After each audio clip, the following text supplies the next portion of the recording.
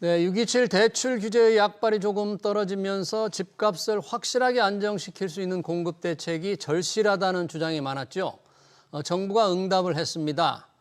착공 기준으로 5년간 135만 원을 공급하고 은행 대출을 더 조이는 건데요. 서울 선호 지역 집값까지 안정시킬 수 있을지 두 분과 얘기 나눠보겠습니다. 두성규 목민경제정책연구소 대표, 이재문 창조도시경제연구소 소장 나오셨습니다.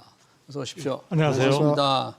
자, 공급대책 그동안 시장에서 요게 나와야만 집값이 안정될 거다 이렇게 얘기를 해서 정부가 주말에 발표를 했습니다. 서울 수도권에 135만 가구.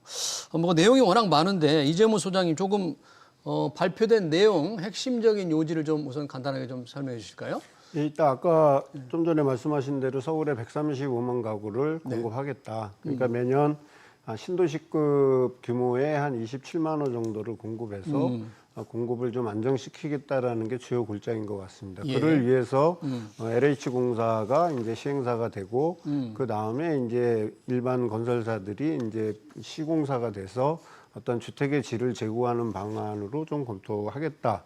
이뿐만 아니라 이제 수도권 주택의 장기 착공 중심으로 이제 이렇게 해서 이제 과거에 인허가라든지 이제 이런 걸로 해서 실제로 이행되지 않던 이런 주택 공급을 착공 중심으로 전환해서 이제 실제로 주택이 이행될 수 있게끔 공급될 수 있게끔 완성도를 조금 높이겠다라는 게 이제 주된 골자였던 것 같습니다. 네.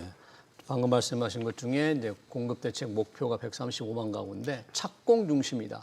그동안은 인허가였는데 이제 그 차이점이라든지 실현 가능성을 좀 더 따져보겠습니다. 늘 정부가 의욕적인 공급 대책을 내놓았습니다. 그렇죠? 그렇죠. 뭐 윤석열 정부도 그렇고 문재인 정부도 그렇고 안 내놓은 정부가 없어요. 이 정부도 좀 내놓았는데 좀 비교를 해본다면 이번 이재명 정부의 첫 공급 대책이 역대 정부에 비교해서 뭐가 좀 달라졌습니까? 네.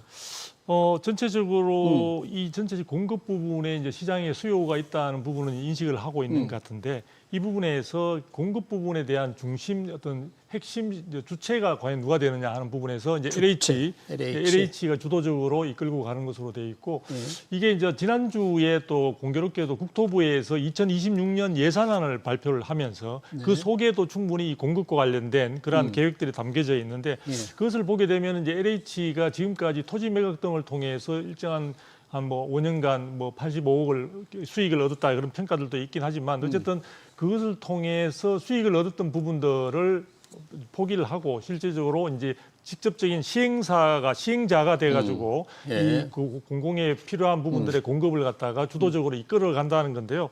제가 보기에는 그런 부분들이 과거보다는 다른 미 공공 주도라는 점이 이제 굉장히 강조되어 있는 측면들이 있는 것 같습니다. 그런데 그 국토부의 예산안 내용을 보게 되면요, 공공 주도로 해서 공급할 만한 이 135만 가구가 과연 기존에 우리가 또 시장에서 기대하는 아파트 형태의 주택이냐에 대해서는 좀 의구심이 생기는 그런 상황들입니다. 그래서 국토부의 전 현재 어떤 계획들을 보게 되면은 공급 물량 부분에 있어서는 기존의 물량과 유사하지만 그 중에 공급하는 주요된 어떤 핵심 그 주택이라고 하는 것이 약 그 공공 부분에 있어서의 임대를 중심으로 하는 그런 물량, 공공 임대 물량을 대폭 예산을 지금 크게 늘렸기 때문에 그쪽에 중심으로 되어 있는 것으로 되어 있고요. 공공에서 분양 물량은 극히 적을 것으로 지금 예상이 되고 있는 상황들입니다. 그래서 시장에서 기대하는 것과는 조금 차이가 있지 않느냐 이런 생각이 들고요. 그 다음에 과거에는 대책을 발표하면 그 부분이 시장에 이제 적용한 가지에 또 과도기적인 그런 기간들도 조금 주어진 바가 있는데 지금은 이번에 어제 발표한 9월 7일 날 발표한 9.7 대책이 오늘부터 당장 시행에 들어가는 상황이기 때문에 이게 발표된 내용대로 추진된다고 감안할 때 지금 시장과 수도권에서 주택 공급이 부족하다고 해서 여기서 말하는 공급 부족이라는 것은 입주 물량, 완전히 모든 시청자분들이 체감할 수 있는 완성된 그런 주택의 물량이 지금 부족해서 시장에서는 매매 시장과 그다음에 임대 시장 모두가 가격이 지금 오름세를 보여주고 있거든요. 그런데 그런 부분들에 대해서 지금 2030년까지 매년 27만 호를 공급하겠다는 이 속에는 당장에 시급한 공급 물량, 즉 입주 물량으로서 쏟아낼 수 있는 그 부분에 대한 어떤 분명한 메시지는 담겨져 있지 않다 이런 알겠습니다. 생각이 들고 우선 거기까지. 시행 주체가 LH라는 점, 그리고 임대 위주 물량이어서 분양 물량이 많지 않다는 점 지적을 해주셨고요. 네. 당장 입주 우려를 불안을 해소시킬 수 있는 건 안 보인다 그러는데 이 부분은 조금 한번 이재훈 소장 의견도 좀 듣고 싶은데 이번 LH가 주도해서 공급을 한다. 그러면 지금까지는 이제 민간 건설회사를 주도를 하도록 유도를 했는데 정부가 정책이 바뀌면서 실제 아파트를 사거나 임대를 하고 싶은 사람들한테 좀 체감할 수 있는 변화가 있을 거로 보십니까? LH가 주도를 한다면. LH가 이제 주도한다라는 얘기는 이제 그 기존의 이제 토지 불화 방식에서 이제 LH가 토지를 싼 값에 이제 쉽게 얘기해서 수용을 해서 그 땅을 개간해서 민간 건설업자에게 팔잖아요. 예. 민간 건설업자에게 팔다 보니 경기가 좋을 때에는 수익이 높아지니까 민간 건설업자들이 뛰어들어서 주택 공급에 박차를 가하지만 수익성이 떨어지게 되면은 민간 건설업자들에게 불화된 토지들이 유유지로 장기간 유지가 되거나 아니면 반납하거나 예. 또는 사업이 제대로 추진되지 않는다라는 그런 단점이 있었죠. 예. 근데 이제 이번에 이제 97 대책의 가장 시그널은 뭐냐 하면 공급에 대해서 정부가 주도적으로 주택을 135만 가구를 추진할 때니 너무 공급 부족에 대한 이 쉽게 걱정하지 얘기해서 마라. 여기에 휩싸여서 불안 심리를 가중시키지 말라라는 그 시그널이 저는 이제 제일 중요했다라고 보여집니다. 예. 근데 이제 이게 LH로 가게 되면 이제 LH가 이제 우리 개발 사업에 있어서의 어떤 시행사의 지위를 획득하게 되는 겁니다. 시행사의 지위를 획득한 다음에 LH가 짓는 주택은 약간 좀 저급하니 또 비용이 싸니 우리가 양질의 주택을 공급받을 수 없다. 그러니 이제 이거를 민간 협력으로 해서 갈 수 있는 방법이 뭐겠냐라고 했을 때 이제 LH공사에서 제시한 방법이 도급형입니다. 도급형. 그 얘기는 뭐냐면 토지를 LH에서 대고 그다음에 일반 건설사들은 자기네들 브랜드를 가지고서 이 참여를 해서 이 완성도를 높이게 되면 이제 쉽게 얘기해서 두 마리 토끼를 잡지 않을까라는 이제 이런 방식으로 이제 됐던 게 이제 이번에 주도한 포인트라고 보겠죠. 근데 예. 이제 이게 이제 공공에서 이제 LH가 그동안 이제 주택을 공급한 어떤 추세를 보면 사실 장기 임대주택이나 예산 소모형의 계획들이 많았어요. 네. 그 얘기는 뭐냐면 한꺼번에 수조 원이 들어가다 보니 LH의 어떤 결산 수지라든지 이런 게 재정 악화로 이어져서 부채 비율이 높아지고 이제 이것이 이제 정부에서 얘기했던 개선 대책을 통해서 분양과 그러니까 이제 분양형과 임대형의 주택들을 골고루 형평성 있게 갖춘다 그러면 쉽게 얘기해서 이제 LH가 그렇게 과도한 자금 부담을 하지 않더라도 주택을 네. 원활하게 공급할 수 있다라는 게 이제 이번 국토부 이 발표의 주요 요점이거든요. 알겠습니다. 그러니까 LH가 하더라도 설계 시공은 민간 건설회사가 해서 자기들의 브랜드를 달게 한다는 얘기인데 그러면 LH가 이게 공공 분양형도 있을 테고 임대형도 있을 텐데 지금 시점에서 발표된 것만 보면 대략 어떻게 할 건지 그리고 수요자들이 원하는 곳에 원하는 규모의 아파트가 나올지 조금 발표된 자료만 좀 확실치가 않은 것 같습니다. 네, 그렇죠. 그러니까 그런 내용 부분들이 사실 구체화되지 않는 상태고 해당되는 용지의 위치라든지 면적 규모라든지 이런 부분들은 추후에 아마 추가적인 발표를 통해서 알려주겠다라는 그런. 분양도 많이 나올까요? 분양은 아마 거의 아까 제가 말씀드린 바와 같이 국토부의 2026년 예산안을 참고해 본다면은 그 분양 물량은 극히 적을 것으로 보입니다. 기존에 했던 물량에서 약 한 25% 수준에 머물 것으로 보여지기 때문에 대부분은 공공임대로 들어가거나 아니면은 그 민간에서 짓는 주택 자체를 갖다가 매입해서 임대로 하는 매입임대 방식에 대한 예산들이 지금 거의 다 집중적으로 모아져 있기 때문에 실제로 LH가 하는 부분의 역할은 상당히 적을 것으로 보여지는데 중요한 것은 지금 LH가 현재에도 재정 적자에 지금 굉장히 고통받고 있는, 허덕이고 있는 상황인데 그 부분과 관련해서 지금 이제 토지 매각 자체를 사실상 중단시키다 보니까 지금 현재 중단 안 된 상태에서도 미매각 토지도 지금 상당히 많은 상태고 이렇게 매각 자체를 갖다 중단하는 상황에서는 LH가 굉장히 그 역할을 제대로 할 수 있을까에 대한 의문이 지금 많은 상황입니다. 또 하나 더 말씀을 드리면은 아까 말씀하신 것 중에 LH가 이제 사실은 도급형으로 해서 전반적으로 시행사로서의 입장에 남는다고 하긴 하는데 실제 이것과 관련해서 사업을 하게 되면은 수주를 주고 그러면 도급을 받은 상태의 민간 건설사가 사업을 추진하려면 자금이 필요할 거 아닙니까? 네. 그 부분에 대한 자금 조달 부분에 대해서 선급금을 준다든지 그런 내용이 있는 것이 아니라 그 자금 부분은 민간에서 이런 부분과 자금 조달을 다 책임지도록 맡겨놓고 있습니다.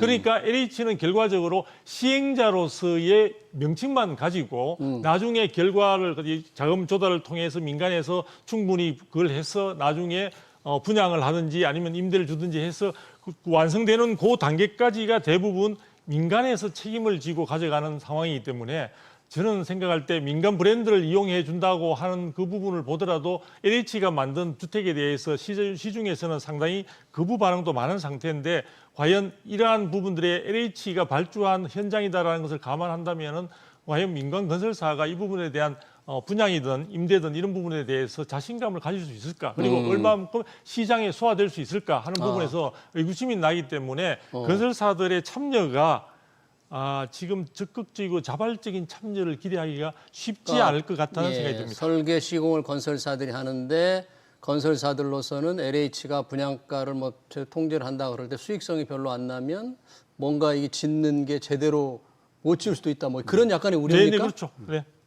LH 재무상 우선 그 부분을 우려하고 LH 재무 구조를 얘기했는데 사실 LH 재무 구조가 빚이 한 160, 70조 되죠, 지금. 네. 그 빚 문제, 두 문제 한 정도. 160조 원 160조? 정도의 부채가 있어서 자본 대비 한 12 정도 퍼센테지의 부채 비율이 있다 그러더라고요. 네. 근데 이거를 이제 무조건 이제 임대주택으로 가서 LH에서 모든 비용을 다 대서 하게 된다 그러면 부채 비율이 300%, 400% 올라갈 수도 있고 예. 또 그렇다고 그렇게 해갖고서 부채를 용인한다고 해서 지어질 수 있는 주택의 양은 한계가 있는 겁니다. 부채를 무한정으로 지고 갈 수는 없잖아요. 그렇죠. 그렇기 때문에 LH에서 시행사의 지위를 갖고 시행사가 할 수 있는 여러 가지 방안들을 마련을 할 거라고 저는 보고 있습니다. 예를 들어서 펀드를 모집할 수도 있고 리츠로 갈 수도 있고 어떤 여러 가지의 그 땅이 가지고 있는 입지라든지 또 그 건설 환경이라든지 컨디션에 따라서 다양한 방법들을 제시하고 이게 LH가 시행사의 지위를 갖는다라는 거는 어떻게 보면 이제 집을 아파트를 짓는 데 있어서 준공을 떨구는 데까지의 책준제가 적용이 된다라고 우리가 봐야 되는 겁니다. 공공이 보증을 하는 거니까는요. 그렇게 됐을 때에는 주택에 대한 완성도가 지방에는 조금 한계가 있을 수 있으나 수도권의 입지가 좋은 지역에서는 거의 다 건설사가 그렇게 뭐 크게 외면을 한다든지 이제 이런 부분은 아닐 거라는 오히려 겁니다. 속도가 빨라질 가능성이 있다. 그렇죠. 왜냐하면 재건축 같은 데는 매몰 비용도 있고 시간도 오래 걸리고 건설사들이 와서 보증을 하고 뭐를 하고 하는 그 지난한 과정을 겪는 것보다 LH공사에서 토지를 개발해서 가지고 있는 땅을 활용해서 사업을 한다라는 거는 사업 기간이 엄청 단축이 되는 거거든요. 건설사 입장에서는 그 단축된 만큼 개발 이익이 확보가 될 수 있기 때문에 네. 이거는 계획의 문제지. 이렇게 뭐 건설사의 참여도라든지 낮다라든지 이제 이런 거는 정부가 이제 확실한 시그널을 주지 못한 경우에 이제 발생할 수 있는 이제 문제라고 보여지고 또 둘째로 네.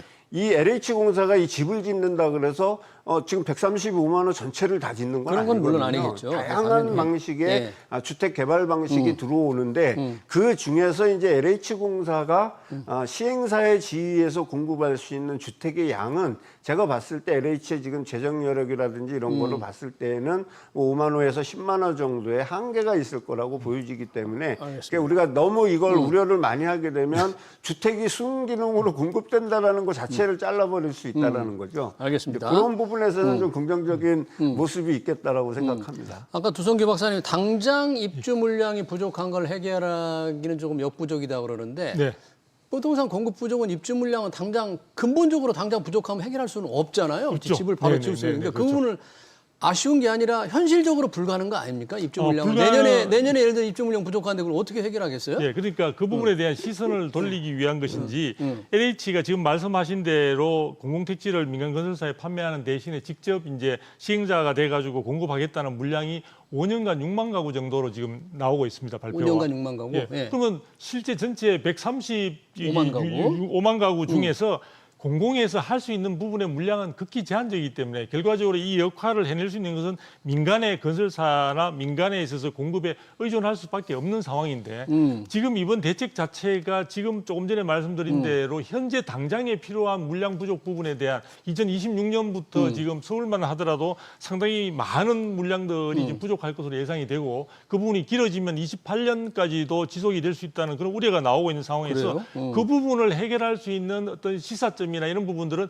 거의 없습니다. 예, 사실 이번에 대책 속에도 민간에서 조금 활성화될 수 있는 사업 자체, 그 건설 자체가 촉진될 수 있는 쪽으로 하는 게 내용이라고 담겨져 있는 것이라고는 용적률을 좀 여유 있게 해주겠다. 그리고 또 절차를 완화시켜주겠다는 기존에 많이 그것도 반복되었던 그런 내용이 들어가 있는 것 외에는 오히려 시장을 투기 세력이 다시 한번 준동하지 않는 것인지 그 부분에 대한 감독권을 강화하겠다는 내용밖에 안 들어 있거든요. 예. 이런 점들을 감안한다면은 실질적으로 지금 당장에 부족한 그 부분 또 시장에 있어서 수급 불균형에 따른 시장 가격의 불안정성을 해소할 수 있는 부분은 어디에도 없는 상태다. 알겠습니다. 예, 이런 부분이 참 우려되는 부분입니다. 당장 부족한 입주 물량, 내년에 부족한 입주 물량을 해결할 방법은 원래 없는 거죠? 있습니까? 많은 분들이 얘기할 때 방법이 없는데 방법을 찾는 거죠.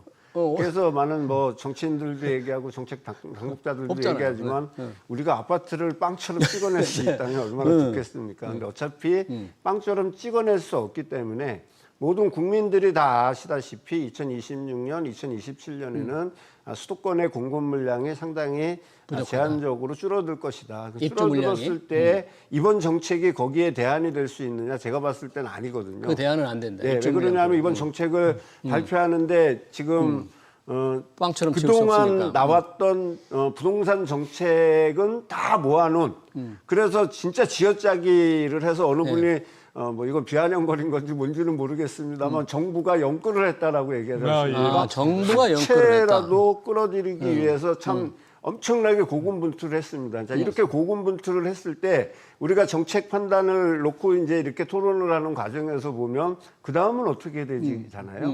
그래서 이 52페이지에 달하는 이번에 정부 발표를 보고 뒤에서 정책 과제하고 운영되는 과제를 향후 입법으로 만들든 뭐로 만들든 만드는 거를 제가 숫자를 세어봤습니다. 네. 약 60여 개가 되더라고요. 아, 그러니까 60여. 내년 2026년 상반기까지 요번에 발표했던 정책의 세부 지침사항을 비롯해서 입법을 개정해야 되는 사항 모든 과정들을 통틀어서 얘기했을 때 올해는 그 제도적 정비를 하게 된다 그러면 이제 민간 소비자랑 아니면 이제 실제 집을 마련하고 싶은 사람들 입장에서는 결국에 늘어난 게 하나도 없는데 그럼 우리 보고 어쩌란 말이야. 지금 이제 이런 반문을 하게 되는 상황이죠. 그러네요. 그래서 정부가 이번에 이제 펼친 것 중에 뭐 몇만 가구가 공급이 되고 이런 것도 다 좋지만 결국에 뭐냐면 여기에 따르는 세부적으로 공급이 증가되고 있는 또 공급이 이제 착공을 기준으로 한다고 했으니 착공이 늘어나고 있는 모습들을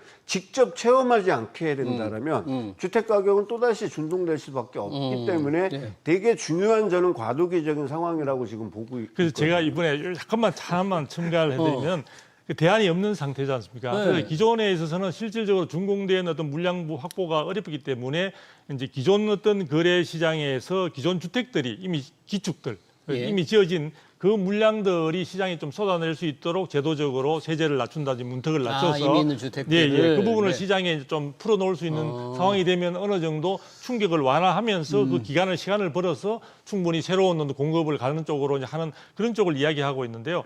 이번에 여기에서는 보면 이미 이제 시장 상황에서 똘똘한 한 채로 이제 많이 옮겨가고 이러다 보니까 실질적으로 풀릴 수 있는 물량이 많지 않은 상태에서 지금 정부가 택하고 있는 방법은 뭐냐면은 공급이 완성된 것을 확보하기에 힘드니까 기존 그런 주택들을 기다려왔던 수요들을 더 억누르는 쪽으로 지금 가고 있습니다. 너무 서두르지 말고 좀 그렇죠. 천천히 매입 계획을 세워라. 우리가 천천히 할 매입 거니까. 계획을 세우는 것보다 아예 포기를 하고 우리는 공공 임대를 통해서 안정적인 주거에 대한 그 기대감을 가지는 쪽으로 해라. 그러니까 집을 내 집 마련이라는 그런 부분에 대한 부담을 청년층이든 사회초년생이든 신혼부부든 이런 쪽에서 더 이상 너무 많은 그쪽에 대한 부담을 평생 안고 가느니 공공임대를 통해서 안정적인 주거만 확보되면 되는 것 아니냐라는 쪽으로 그런 포인트가 맞춰져 신호를 있는 것 보낸 같습니다. 거다. 내 집을 살려고 큰 빚을 지거나 큰 욕심을 부리지 마라. 네, 오히려 그렇죠. 그런 신호를 그러니까 보냈다. 이제 제가 봤을 때는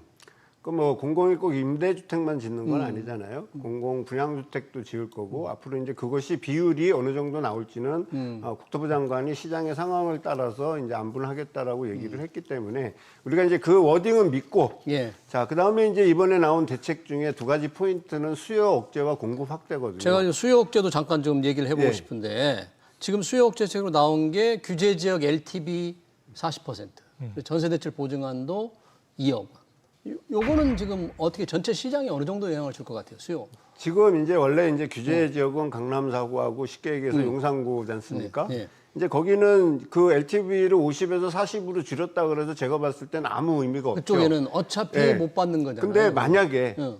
정부에서 이번 공급 정책을 발표를 했는데 시장이 이를 믿지 않거나 반신반의를 하게 되면은 이 주택 시장이 우리가 얘기하는 풍선 효과 식으로 해서 규제 지역 외에 노도강이라서 이제 마용성이라든지 이런 쪽으로 퍼져나갈 수 있다라는 거죠. 거기를 막는 겁니까? 그렇죠. 퍼져나갔을 때 여기에 새롭게 규제 지역으로 지정을 하게 되면 LTV가 50에서 40으로 줄어드니까 제가 봤을 때는 이런 정책은 미리 선제적으로 이제 폈다라고 보여지고 그럼 규제 지역을 확대할 가능성이 있다 그런 얘기네요. 네, 그리고 이제 두 번째는 뭐냐면 자, 과거에도 뭐 국토부 장관한테 토지거래 허가 지역이라든지 이제 이런 거를 지정할 수 있는 권한이 있었죠. 뭐 적경 지역이나 이런데.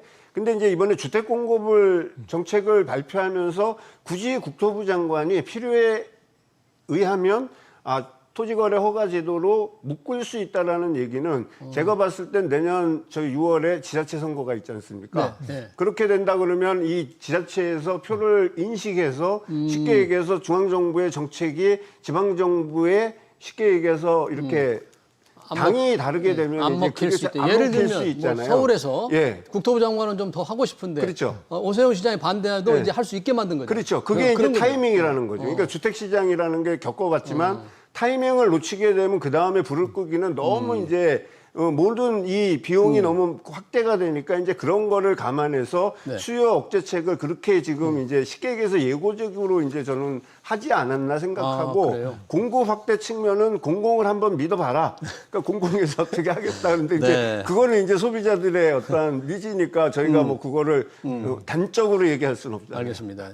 지금 수요 억제 중에 하나가 주택 매매 임대 사업자들의 주담대 대출을 금지한 게 하나 있잖아요. 네, 네, 그렇죠. 이 부분은 어떤 의미가 있고 시장에 어떤 영향을 줄까요? 실질적으로 이제 앞으로는 그런 임대 사업 자체에서도 기존에 전세 부분의 형태를 취했던 것들은 이제 다 월세식으로 돌리는 쪽으로 유도를 하는 것이 아닌가 하는 생각을 해보게 월세로. 되거든요. 예. 그래서 지금 사실은 전세 사기 문제라든지 전세로 인해서 굉장히 임대 시장이 많이 교란되었다고 정부는 판단하고 있는 것 같습니다. 그래서 그런 부분을 현재 흐름도 그런 상황이지만 전세와 관련된 대출이라든지 또 대출 보정 자체를 굉장히 제약하는 그런 식의 방향으로 나아감으로써 전반적으로 임대 시장은 이제 월세 중심의 임대 시장으로 전환되는 그러한 전환기에 접어들었다고 이렇게 볼 수 있고 정부의 기조 자체도 아마 향후 5년간 계속해서 이러한 부분들 즉 월세 중심의 시장 형태를 통해서 선진국형 임대 시장화되어 가고 있다고 아마 홍보를 많이 할 것으로 예. 그렇게 보여집니다. 그래서 그런 부분과 함께 사실 시장 일각에서는 그나마 그동안에 내 집 마련을 위해서 굉장히 준비를 많이 해온 분들에게는 공공과 민간 임대주택에 거주하다가 집값 상승해서 소외된 분들이 다시 한번 벼락거지가 되는 그런 상황으로까지 연결될 수 있다는 벼락거지가 될 수 있다. 예, 우려를 많이 표명을 하고 있습니다. 예. 충분한 물량이 시장에 나오지 않으니까 정부는 공급을 더 추가적으로 할 수 있는 방안이 제한적이기 때문에 수요를 누르는 쪽으로 해서 시장에 잠시 일시적인 어떤 그런 안정 상태를 도모하려고 하는 것 같고요. 그런 상태에서 대다수의 서민이나 무주택자인 경우에 있어서는 임대주택에 거주하는 것을 선택할 수밖에 없는 식으로 내몰리고 있기 때문에 네. 그런 부분들이 나중에 한 3, 4년 지난 뒤에 여러 가지 주택을 기존에 가졌던 분들과 그렇지 않은 분들 간의 자산 부분에 있어서 굉장히 격차가 커짐으로써 우리 사회 계층화가 더욱더 고착화되는 그런 쪽의 우려도 지금 배제할 수 없는 상황이라고 볼 수 있습니다. 자, 월세 수요가 늘어나니까 월세가 계속 올라가는 것 같습니다. 요즘 월세 구하는 사람들은 월세가 너무 올랐다는 불만을 많이 갖는데 월세가 늘어나는 게 이 선진국형이다. 선진국은 월세가 많죠. 우리 독특한 전세 구조를 유지해 오다가 지금 그게 지금 대출 제한으로 막혔는데 월세 실제 사는 사람들은 굉장히 주거복지가 향상되는 거를 못 느끼거든요. 월세가 늘어난다고 해서 그게 선진국격이라고 우리가 할 수 있을까 싶기도 합니다. 예, 그거는 이제 독특한 문화적에서 나타나는 현상이지 그걸 가지고 우리가 선진국이다 후진국이형이다라고 분류하는 거는 좀 너무 이제 그 뭐라 그럴까요? 좀 언어도단이라고 해야 될까? 좀 아니 안 최근에 맞는다고 보여요. 이 허그가 뭐 전세 보증 한도를 이번 대책에 나온 건 아니지만 공시가격 126%. 그러니까 새로운 세입자를 못 구하는 경우가 발생할 수 있다. 예. 상당히 그래서 이제 걱정을 지금 많이 해요. 기존에 전세 사시는 분들이 2+2가 돼서 4년이 돼서 이사를 가야 되잖아요. 이사를 가야 되는데 이제 어떤 문제가 생기냐면 기존에 있는 임차인을 내보내는 임대인 입장에서는 과거와 같이 전세자금 대출을 받지 못하면 어떡하지 하는 불안감이 있고요. 그 다음에 이제 세입자 입장에서는 2+2 굳이 이걸 건드려 갖고 사느니 과거에 받은 동일한 금액으로 전세자금을 대출해서 대출 받아서 여기서 살면 되는 거지 하다 보니 머무는 전세가 조금 늘어난 겁니다. 그 사이에 일부 시장에서는 뭐가 생겼냐면 이제 반전세라든지 이제 월세화로 이제 바뀌는 이 어떻게 보면 이제 과도기적인 현상인데 과거에도 전세와 월세가 이제 주택 경기의 부침에 따라서 10에서 한 15% 정도의 변동성이 확대되고 그랬었거든요. 어떨 때는 월세가 더 많아지고 어떨 때는 또 전세가 많아지고 이것은 이제 우리가 보면 이제 주택 시장의 어떠한 이제 안정과 이런 거와 조금 관련이 돼 있고 지금과 같이 이제 어떻게 보면 전세자금 대출도 규제를 하는 상황이잖아요. 그러니까 이번에 주택금융공사에서 공시가격의 126%. 그러니까 우리가 공시가격이라 그러면 지금 한 60% 정도 되니까 실제적으로 주택가격이나 이런 걸로 따져보면은 전세자금 대출이 오히려 줄어드는 그런 상황이잖아요. 근데 정부가 또 이번에 3억 또 2.2억에서 2억으로 확 줄여버렸잖아요. 보증한도 그러면 2억으로 이제 앞으로 이제 전세자금 대출을 활용해 갖고서 쉽게 얘기해서 이제 전셋집을 얻는다라는 거는 이제 조금 더 힘들어지거나 아니면 이제 임차인의 부담이 됐든 임대인의 부담으로 갈 수 있기 때문에 요것이 조정기를 겪는 과정에 있다라면 월세가 조금 더 증가할 수 있는 여지는 충분히 있다라고 보겠습니다. 자, 이제 관심은 이번 대책의 내용 뭐 상당히 그 낙관적인 면, 비관적인 면 여러 가지를 따져봤는데 집값이 627 대출 규제로 조금 상승세가 좀 둔화되고는 있는데 일부 지역 뭐 다시 오른다는 얘기도 있고 이런 집값 동향이 이번 97 대책 이후에 과연 어떻게 될까? 1년, 2년 어떻게 될까를 좀 두 분이 좀 전망을 좀 해주십시오. 예, 저는 이제 그동안에 한국 부동산원에서 매주 시세 동향을 발표를 하고 있지 않습니까? 그 부분과 함께 최근에 제가 KB 쪽의 시세 부분과 그다음에 부동산 114 쪽에서 나온 자료들을 봤는데요. 지금 한국부동산원에서 조사하는 것보다 훨씬 더 가격의 상승폭이 조금 더 높다는 것을 분명히 확인할 수 있었습니다. 그런 부분이 있고 최근에 와서 이제 2주째 지금 상승 쪽으로 이미 좀 턴한 듯한 이번에 97 대책 부분에 대해서 크게 기대할 것이 없다는 어떤 그런 움직임들이 사전에 있었던 것 같고요. 최근에 와서는 지금 벌써 한국부동산원에서 조사한 바에 의하면 7월 달에 아까 말씀하신 월세 같은 게 중위 가격 자체가 100만 원이 넘어서 많은 청년 세대들에 있어서는 급여 수준의 3분의 1을 주거 비용으로 부담해야 되는 그런 상황으로 나아가고 있는 불안감들이 지금 확산되고 있습니다. 그러다 보니까 제가 볼 때는 지금 이런 대책과 상관없이 주택 가격은 분명히 공급 자체가 필요로 하는 수요층들을 아무리 수요층을 누른다 하더라도 수요층에 비해서 공급이 절대적으로 부족한 상황이 생길 수밖에 없고 그 부분이 1, 2년이 아니라 2, 3년 이상 장기화될 수 있는 가능성 속에서 저는 주택 가격의 불안한 모습, 즉 상승으로의 전환 자체가 생각보다 빠르게 시작될 것으로 저는 전망하고 있습니다. 공급 부족이 1, 2년이나 2, 3년 지속될 수 있다는 조금 상황이 쉽지 않을 것으로 보셨고 우리 이재문 소장님은 어떻습니까? 이 공급 대책이 조금 믿음을 가지고 실현이 제대로 좀 되면 안 그럴 텐데 그러니까 서울 지역과 수도권에서도 서울에 이제 인접한 지역에 있는 지역에서의 공급 안정이 아주는 이제 실수요자들의 마음이 이제 불안 심리가 어느 정도 제거될 수 있는 하나의 기폭제가 될 거라고 보여지고요.